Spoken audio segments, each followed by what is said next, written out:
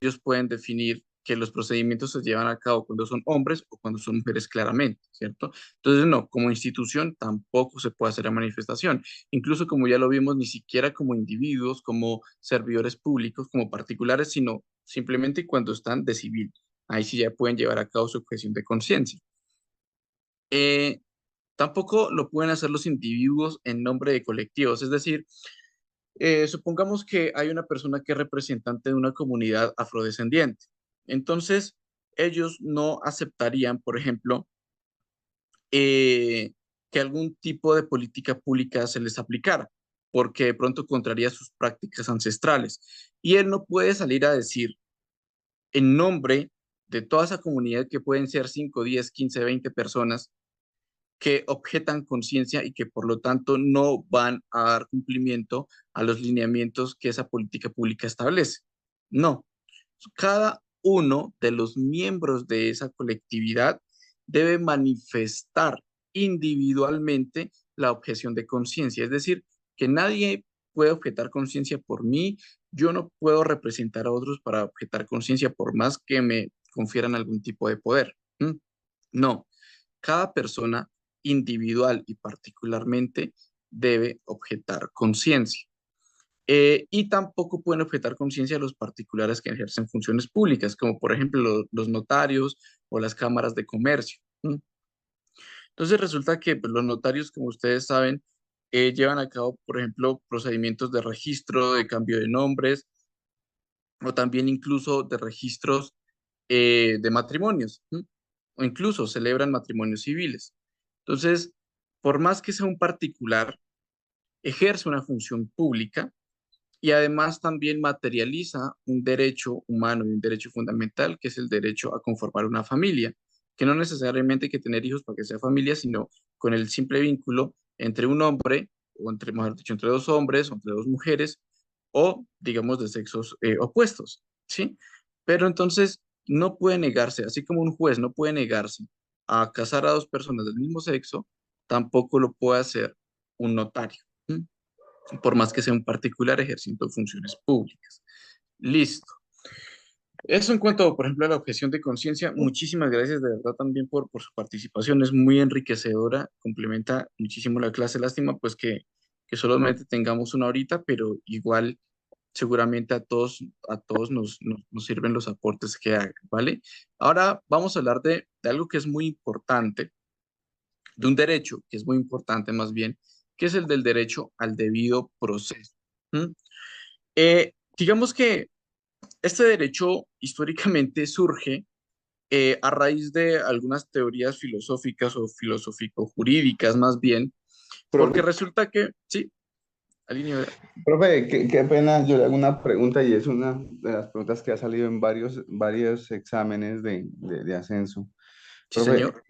es que hay una persona que está en una sala de urgencias y que es necesario realizarle una transfusión de sangre, ¿sí? Pero que la familia y los conocidos se niegan y hasta la misma persona se niega por el tema religioso. Ahí, bueno, o sea, esa pregunta es como que la que no falla en las pruebas y ahí uno queda muy confundido porque, bueno, por un lado está la misión, el tema de la misión médica, pero por el otro lado está el tema de las creencias. Y ahí, ¿qué nos puede usted asesorar en cuanto a eso, profe? Listo, dos cosas. Primero, me parece que es una pregunta no adecuada para un examen que es de selección múltiple, porque, por ejemplo, nosotros manejamos a nivel constitucional lo que se llama la ponderación de derechos, de principios, perdón. Y eso surge cuando existe un conflicto entre principios. Por ejemplo, cuando colisiona el derecho a la salud, que son, digamos, con el principio a la vida, o mejor dicho, con la objeción de conciencia o con la libertad de cultos. Entonces, así como su merced me lo explica, hay un caso, o se conoció un caso en España, de un niño que era hijo de testigos de Jehová y necesitaba una transfusión sanguínea. Tanto el niño como los papás se negaban a la transfusión sanguínea, pero los médicos decían, bueno, ¿y aquí nosotros qué es lo que tenemos que hacer? Finalmente el caso terminó llegando a un tribunal constitucional allá en España y lo que se decidió fue finalmente aceptar que como los niños tienen derecho al libre desarrollo de la personalidad y que finalmente el niño contaba con la capacidad para razonar lo suficiente como para saber cuáles eran las consecuencias de su decisión, pues finalmente se tomó o se aceptó la negativa a la transfusión sanguínea y pues ya finalmente el niño termina falleciendo. Entonces, para una situación como esta, en la que su merced me pregunta que es un caso igual al que estoy comentando, que una persona requiere una transfusión sanguínea y la misma persona manifiesta que no está dispuesta, pues entonces digamos que el Estado mismo no tiene tampoco por qué obligar a una persona a vivir en contra de su conciencia. Porque imagínense al final del día que una persona diga como yo ya no quiero vivir, o sea, este es el designio de Dios. Pues yo, por ejemplo, no soy practicante religioso, pero una persona que diga como, ese es el designio de Dios, este es el mandato de Dios de que yo me haya enfermado así y finalmente a mí no me importa morir porque pues me voy para una mejor vida. Pero que el Estado entonces diga, no, no, señor, usted no tiene razón en esto, ya directamente lo entendemos como una forma aquí, por ejemplo, de lo que veíamos aquí, de actuar en contra de la conciencia. Están obligando a la persona a vivir en contra de su conciencia, ¿sí? De esa manera, pues, por ejemplo, si se cuenta con la manifestación del consentimiento informado, pues la persona simplemente ya no aceptará la transfusión sanguínea y se esperará, pues, a que fallezca, por ejemplo, ¿sí? Entonces, en ese caso, por ejemplo, mi respuesta sería simplemente aceptar la manifestación de la voluntad de quien necesita esta transfusión sanguínea y ya simplemente pues respetarle también el dictamen de su conciencia y además de su libertad de culto, porque de alguna manera ejercer su libertad de culto implica aceptar como un hecho que ya simplemente tiene que morirse y que no debe vivir más porque pues ya digamos que solamente Dios sabrá por qué se enfermó de eso. ¿M? Entonces ya sería esa, para mí sería esa la respuesta. No sé si Doc, lo pero una demás. preguntita que hace la alusión el compañero, pero cuando no toma la decisión él, digamos un ejemplo, Sí. porque el man está ido y los que toman la decisión son los familiares, ahí no primaría el derecho a la vida, porque él no Bueno, está, o sea, él no está consciente. ok, ok, listo. En ese caso, digamos que prácticamente ese sí ya sería un ejercicio como tal del derecho a morir dignamente. ¿Qué es lo que pasa? Que, por ejemplo, la persona igual está en una situación en la que se encuentra en un estado de coma. ¿M? Y pues lo primero que, por ejemplo, deben hacer los médicos no necesariamente es desconectarlo porque no se acepta la transfusión sanguínea, sino que el dictamen implica que no puede la persona, digamos, volver a estar consciente o no se tiene certeza de cuándo va a estar consciente, ¿sí? Porque también depende, digamos, del dictamen médico. Si el dictamen médico especifica que la persona, digamos, de manera incierta va a despertarse para poder manifestar su conciencia, pues es una cosa. Pero si la persona, digamos, o en el examen se dice que la persona simplemente no se encuentra consciente para dar su manifestación, pues entonces ya si se trata de una persona menor de edad, pues también serán sus representantes legales quienes firmen el consentimiento informado y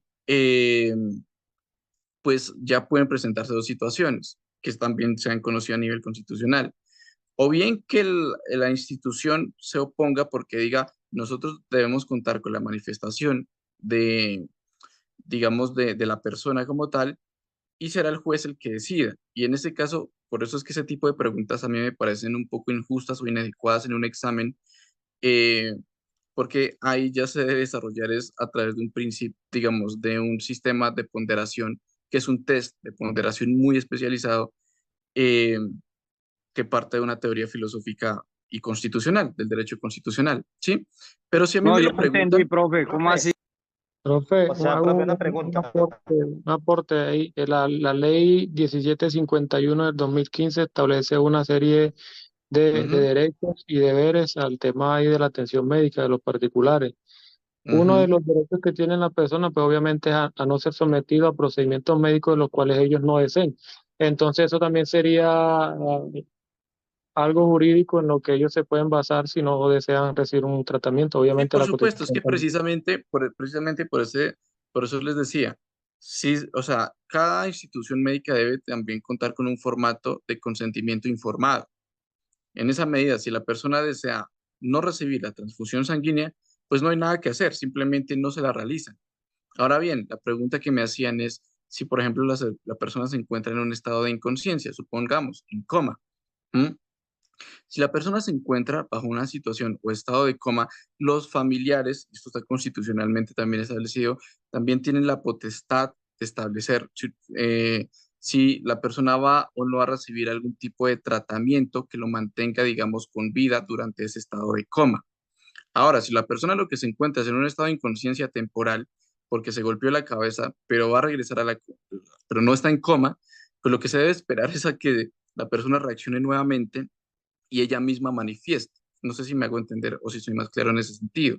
Es decir, si la persona tiene un dictamen de estar en coma, pues son los familiares los que pueden decidir si a esa persona se le practica o no determinado procedimiento, sea transfusión sanguínea o cualquier otro que lo mantenga vivo. Asimismo, es la familia la que puede, a través del consentimiento informado, manifestar si esa persona debe o no seguir en coma. La institución médica per se no puede hacerlo, pero en este caso las únicas personas que están llamadas a decidir por el que está en un estado o una situación de coma, pues son sus familiares, ¿sí? Podrían ser sus padres, sus hermanos o las personas más allegadas de su vínculo, de su núcleo familiar. ¿M? Pero Profe, no, entonces en ese caso, ¿cómo sería la respuesta ahí en ese caso, profe? pues, ¿qué opciones tendría, por ejemplo? O sea, porque yo les digo, si una persona se encuentra en estado, si se encuentra en coma, pues son sus familiares los que tienen que decidir. Si la persona simplemente se encuentra en una situación transitoria de inconsciencia, pues es ella la que tiene la posibilidad de elegir tan pronto regrese a su estado de conciencia. ¿Sí? Ah, Sí, claro. Pero si la persona se encuentra en coma, realmente los que deciden son los familiares. Pues porque ya no habría ningún otro mecanismo, solamente que los familiares deben firmar un formato de consentimiento en el cual ellos aceptan cuáles pueden ser las posibles consecuencias legales y qué es lo que están haciendo. ¿Sí? Es eso. Ah, listo, profe, gracias. Listo, Listo, vale. profe. Sí, listo. No sé si fui claro también para las demás preguntas o las aclaramos más.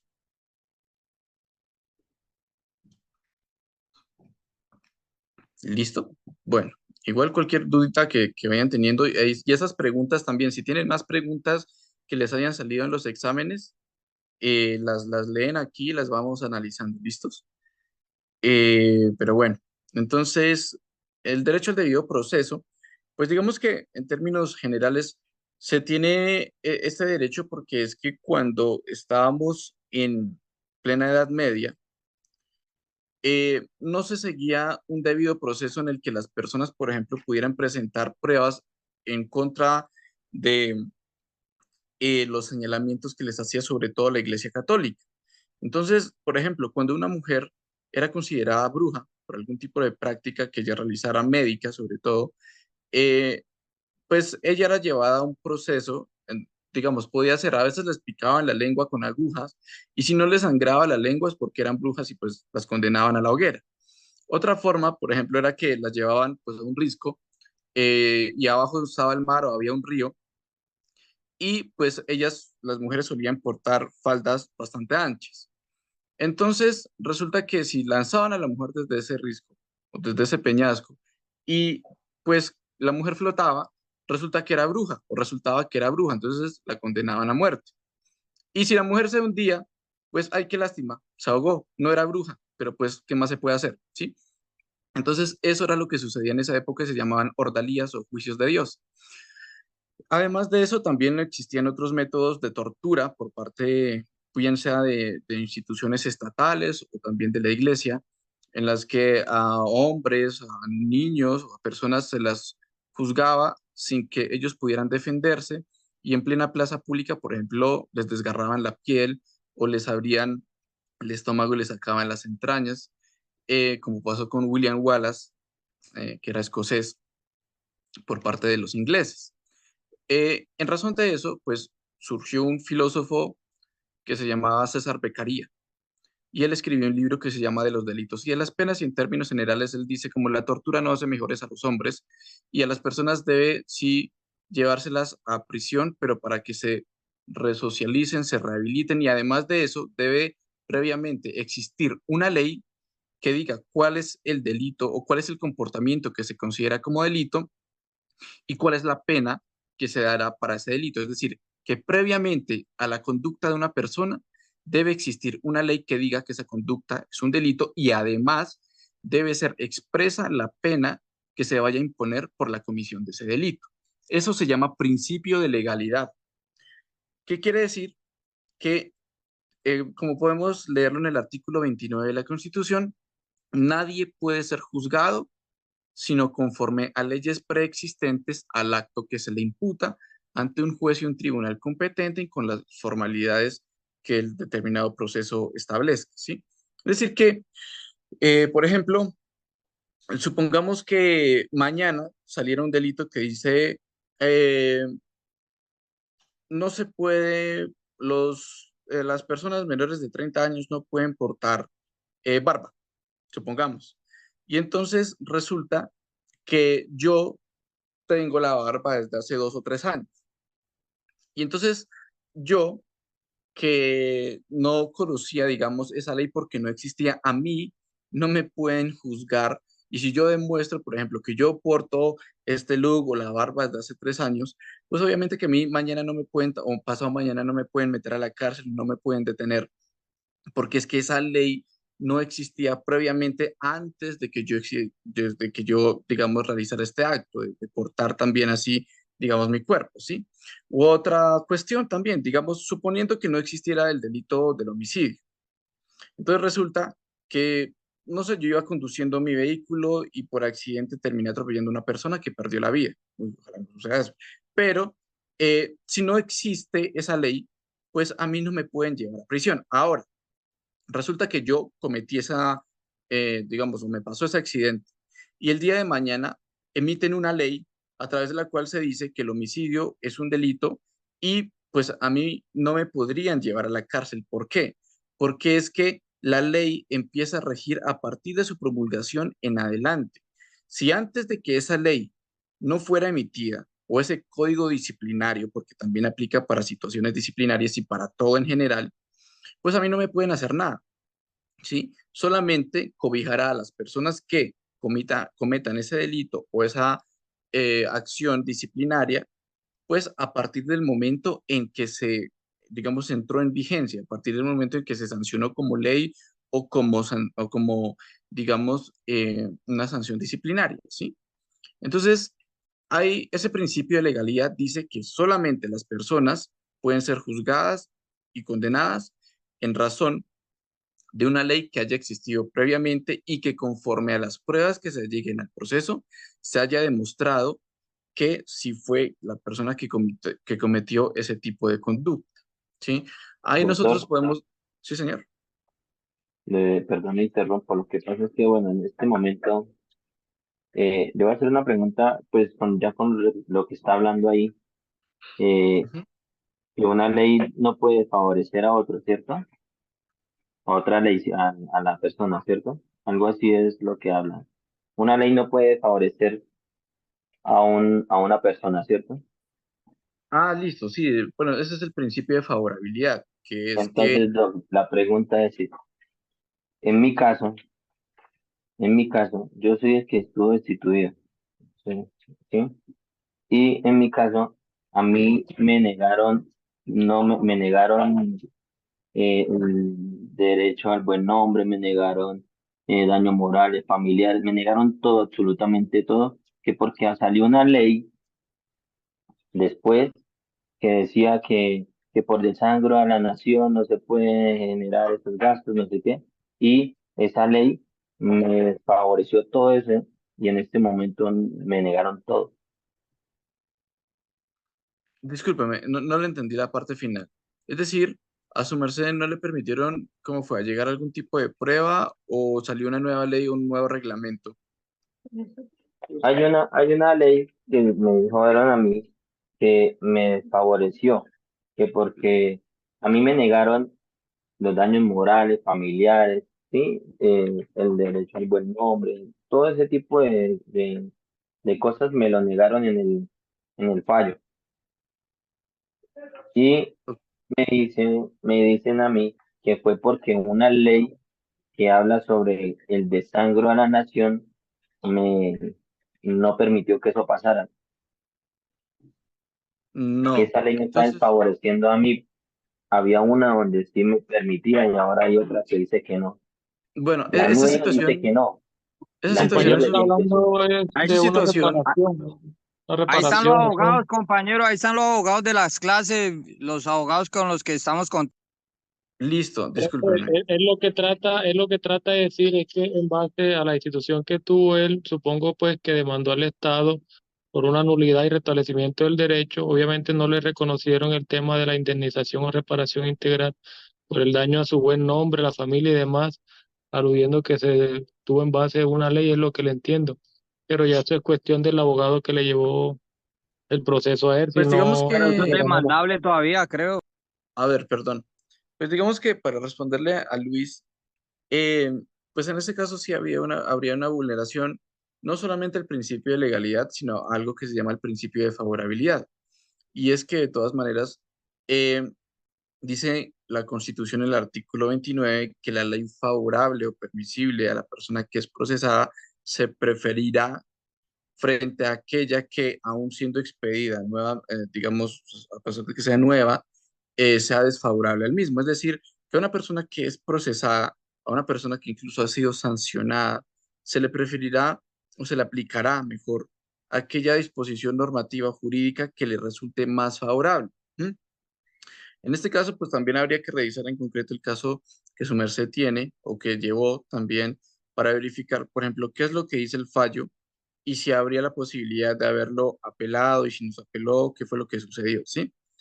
Porque si no solamente sería una cuestión también del mismo fallo, sino de pronto de una falta de defensa técnica por parte de quien pues estaba llevando el caso. Habría que verificarlo bien, ¿sí? Igual, y, creo que dentro de la misma firma que maneja Johnny y la doctora Pilar, creo que llevarán casos de esa naturaleza. Pero sí, así como su merced me lo relata, sí habría un desconocimiento y una vulneración al principio de favorabilidad. ¿M? Así viéndolo pues por encima. Ya habría que ver a detalle pues la cuestión, ¿listo? Pero sí hay que tener en cuenta y para todos que hay un principio que llama el de favorabilidad e implica que, digamos, cuando existan dos tipos de normas, una que establezca, por ejemplo, una sanción mayor y otra que establezca una sanción menor, aun cuando, por ejemplo, la persona ya ha sido sancionada con la sanción mayor, si sale una sanción menor para ese mismo tipo de sanciones, entonces la persona puede acogerse a la sanción menor. Pasa en el derecho penal, por ejemplo. ¿M? Eh, o incluso aun cuando no se haya dictado una sentencia, si se estaba procesando por una ley que establecía una sanción mayor y sale una nueva ley que dispone una sanción menor, entonces la persona debe ser procesada ahora en virtud de esa ley que dispone una sanción menor. Ese es el principio de favorabilidad. Eh, listo. Entonces, Muchas gracias. bueno, bueno, no sé si respondí a la pregunta. Sí, sí me dio entendí la respuesta, más, bueno, ahí debo hablar eso con, no sé si me puede regalar el número. Sí, sí, de hecho, digamos que el mismo grupo que dirige este tipo de clases, pues creo que ellos llevan, lo podrían revisar el asunto, ¿sí? Entonces, no sé si ya es como Camilo el que tal vez puede contactarlos con ellos. Creo que es Camilo, ¿sí? El chico que también nos ayuda aquí a administrar la clase. Bueno, para seguir y para adelantar un poquito, eh, entonces, ¿cuáles son? Bueno, las características de este derecho al debido proceso. Principio de legalidad, ¿listos? Nullum crimen sine lege, dice. Es decir, que no puede haber un crimen o no se puede considerar que haya un crimen sin que exista una ley previa.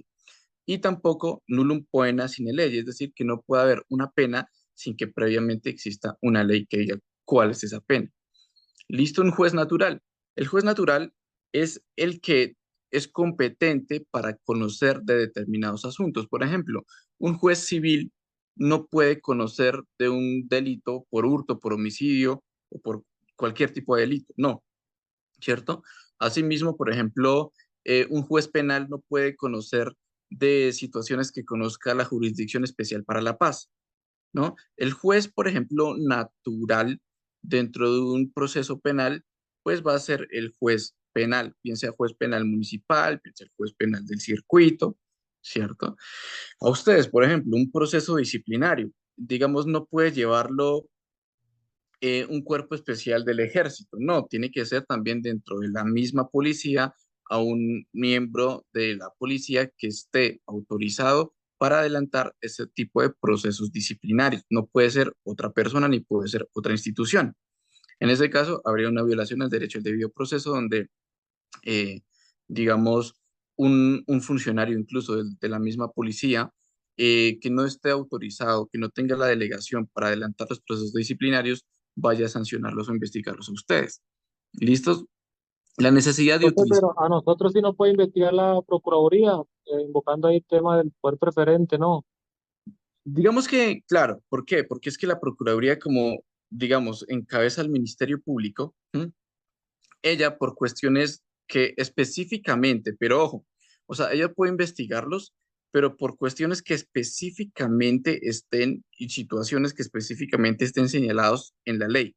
Entonces se dirá, bajo estas circunstancias o en estos casos, preferentemente conocerá la Procuraduría General de la Nación.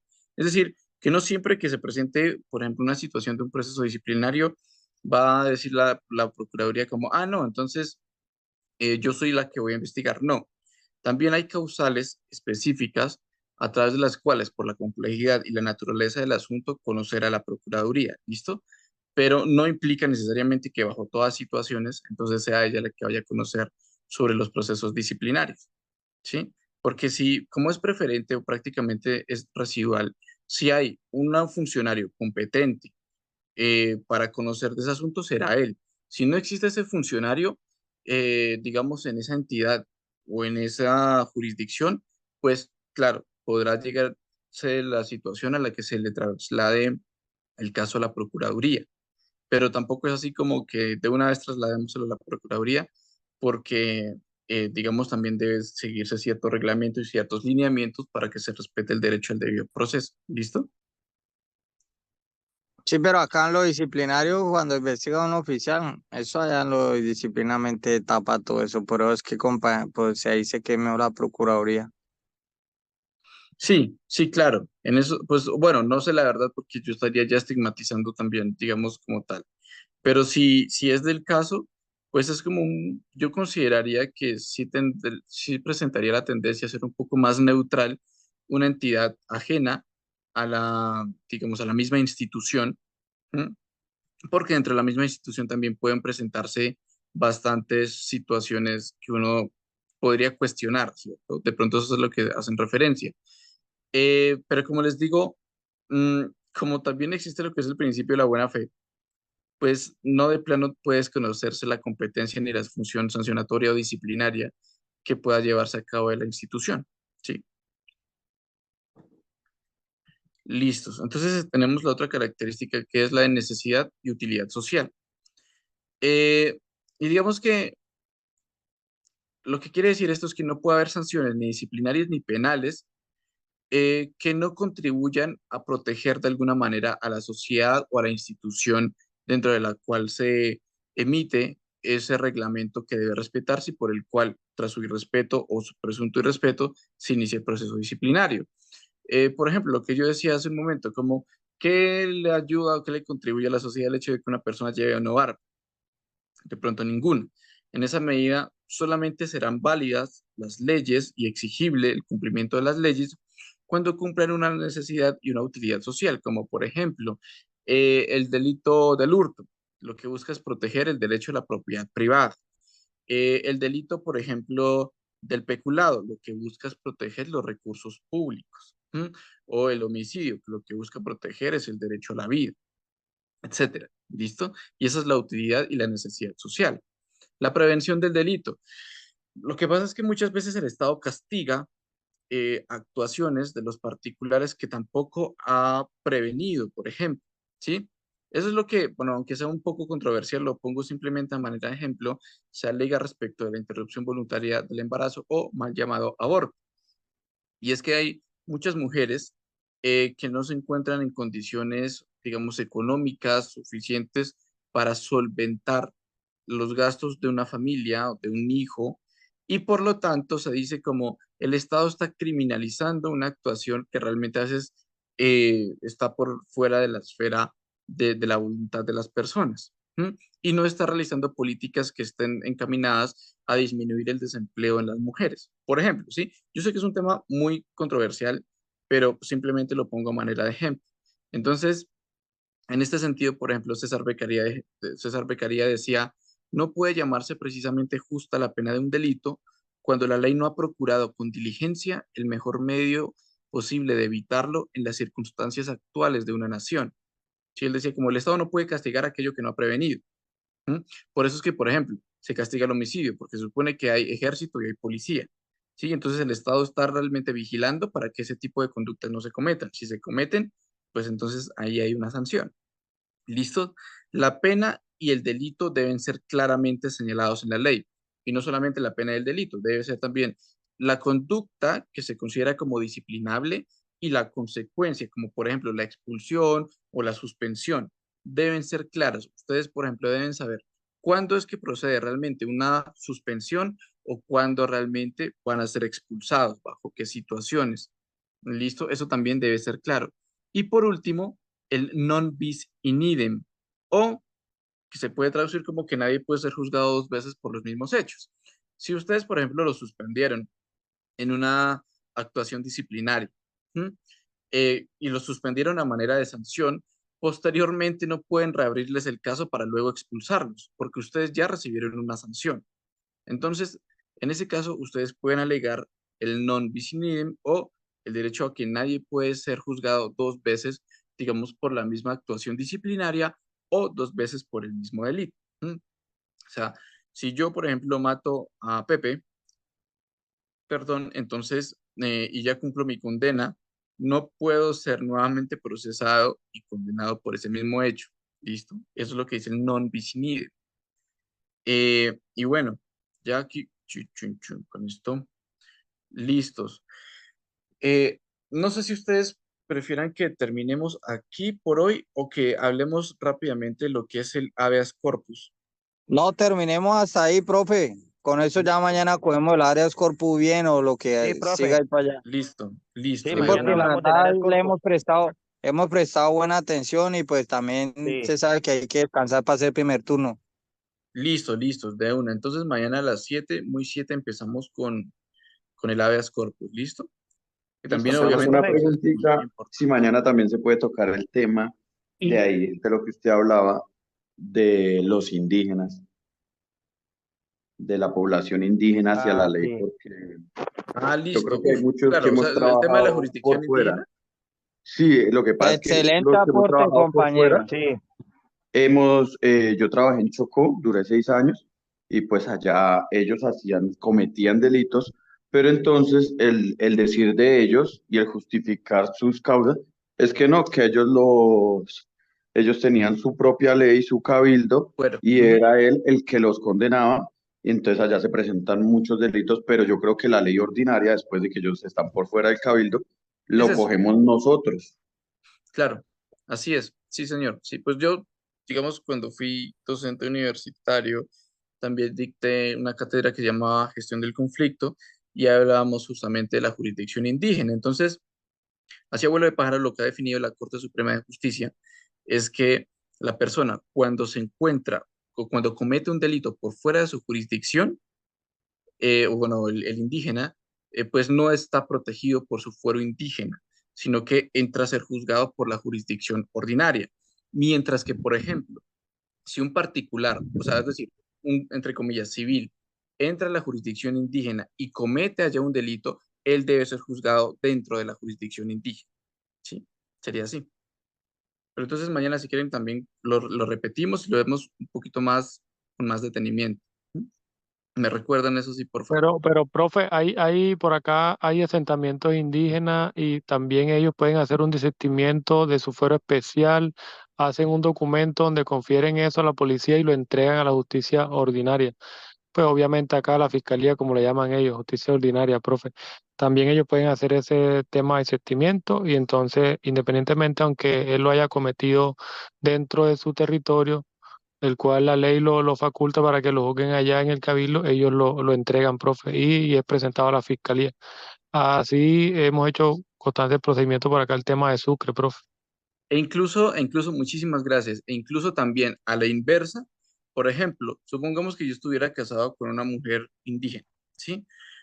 Por ese vínculo y la permanencia que yo tengo incluso y la relación con la familia de mi esposa, etcétera, también yo muchas veces puedo solicitar que, digamos, a pesar de que ya esté sancionado por la ley penal ordinaria, me trasladen a un resguardo indígena allá, pues digamos, lo que voy a tener la visita frecuente es por parte del INPEC, pero no para que, o sea, lo que yo puedo renunciar aquí, o renunciar no, solicitar es que me trasladen de una cárcel aquí, digamos, común, a que me lleven a un resguardo indígena donde allá también debo que cumplir, o para que yo allá termine de cumplir la pena, ¿listo? Entonces también se puede hacer así. Claro, ellos pueden renunciar a su fuero, ¿sí?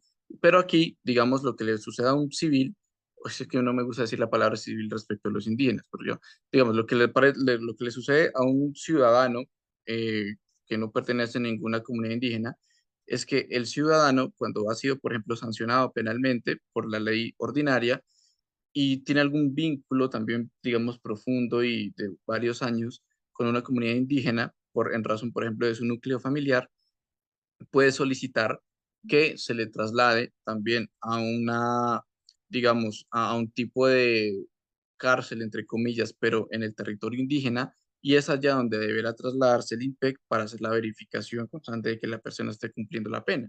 ¿M? También puede suceder. ¿Listo? Entonces, sí, si quieren, mañana hablamos un poquito al respecto Eso, y profe, empezamos con habeas muy corpus. ¿Listo? amable. Que mi Dios me los bendiga, No, a compañero. ustedes Feliz noche. muchísimas gracias. Muchísimas gracias. Y bueno, entonces nos veríamos mañana.